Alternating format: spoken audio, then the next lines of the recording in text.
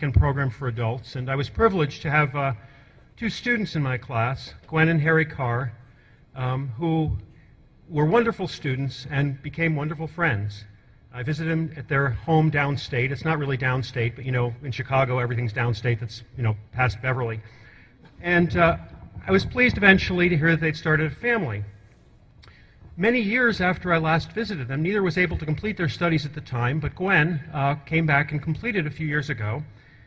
And when she completed, she told me that she had a daughter who might be a candidate to be a Shimer student. Very inquisitive, very bright, interested in all kinds of intellectual and artistic things. But Gwen had a little concern about Raya. She wasn't really sure she wanted her to come to Waukegan. So Shimer moved to Chicago, and Raya enrolled, and 4 years later, she's become one of the finest students we've had in many years.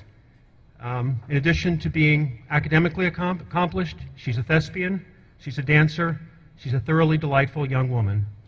I introduce Raya Carr.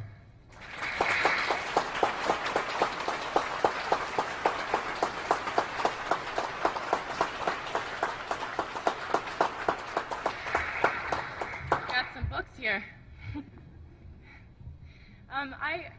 I can't believe I'm here now. It's like 4 years have gone by so quickly. This is amazing. Thank you all for being here with me and for me.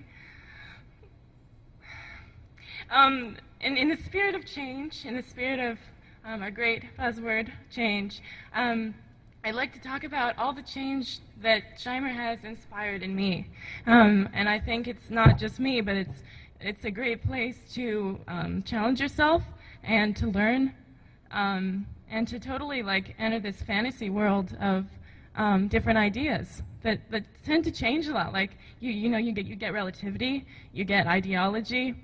There was this book right here talks about how perhaps life came from parasites. The first life was a form of parasite. Seriously. But it's all kind of funny for me because I used to look at the Shimer books on my parents' shelves and be like, what are those books? I never want to read those books. Who are those bored, unhappy-looking white men on those book covers?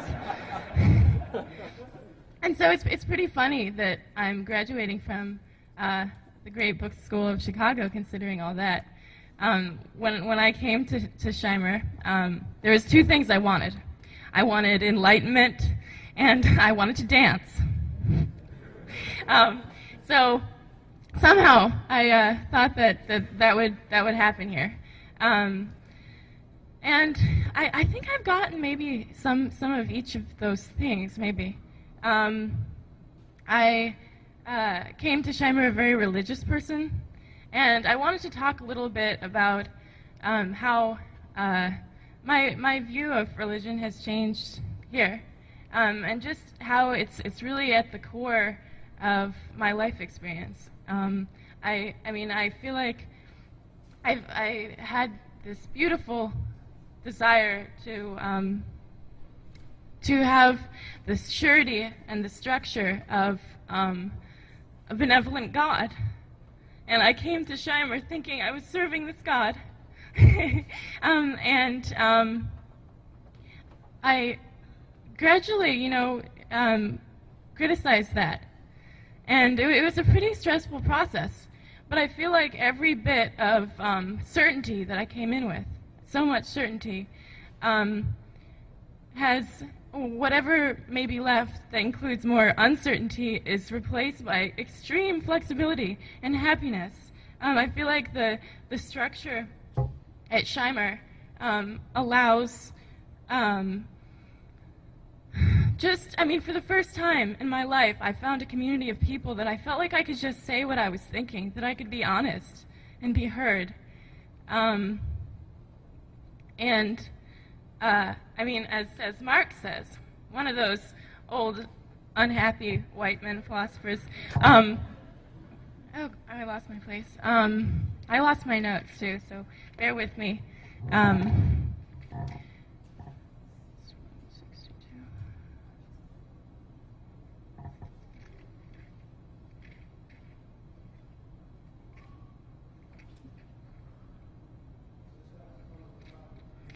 Well, basically, what I was looking for is a quote here that says, or what I read into it, was that the ideal community, it consists of the interrelations of the people there, the being together of the people. And I think that our core curriculum, the great books have a lot to do with just having a common base of language to come together over. But it's also just how wonderful you all are. Like I came to Shimer a pretty secluded, lonely person, and now I'm not.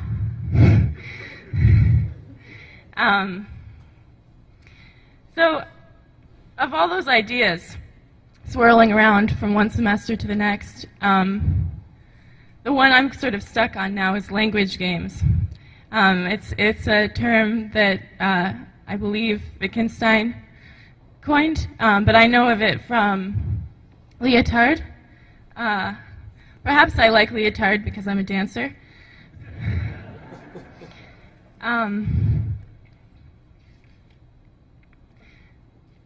So when I said that Shimer has offered me flexibility and happiness, I am sort of referring to language games, because in the certainty of my benevolent God that I have my view of structure of the world has changed to playing. I don't see enlightenment, I see play. And I don't know, I could read this passage from Leotard, but I'd much rather dance for you. Thanks again, everyone.